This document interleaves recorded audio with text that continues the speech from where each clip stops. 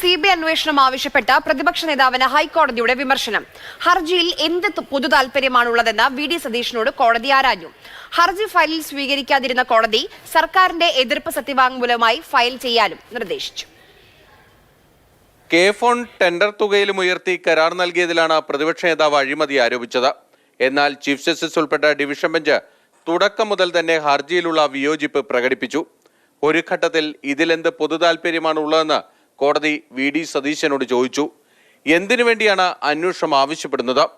2018 കരാർ നിങ്ങൾ ഇപ്പോഴാണോ ചോദ്യം ചെയ്യുന്നത്? ഇതിൽ എതിർപ്പുണ്ടെങ്കിൽ മുൻപ് എവിടെയെങ്കിലും പരാതി നൽകിയിരുന്നുവെന്നും കോടതി ആരാഞ്ഞു.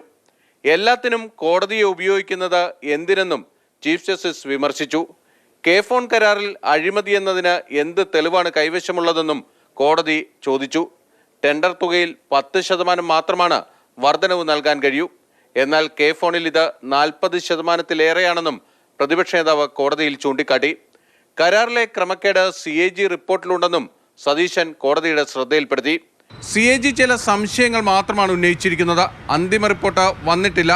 ഇതായിരുന്നു അഡ്വക്കേറ്റ് ജനറലിന്റെ എതിർവാദം. എങ്കിൽ സർക്കാരിന്റെ എതിർപ്പ് സത്യവാങ്മൂലമായി ഫയൽ ചെയ്യാൻ ഹൈക്കോടതി സമയം അനുവദിച്ചു.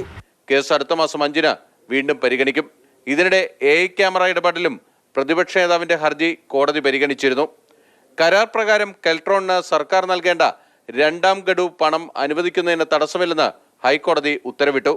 നേരത്തെ വി.ഡി. സതീശന്റെയും രമേശ് ചെന്നിത്തലയുടെയും സംയുക്ത ഹർജിയിൽ പണം നൽകുന്നതിന് തടസ്സമുണ്ടായിരുന്നു. മാതൃഭൂമി ന്യൂസ്, കൊച്ചി.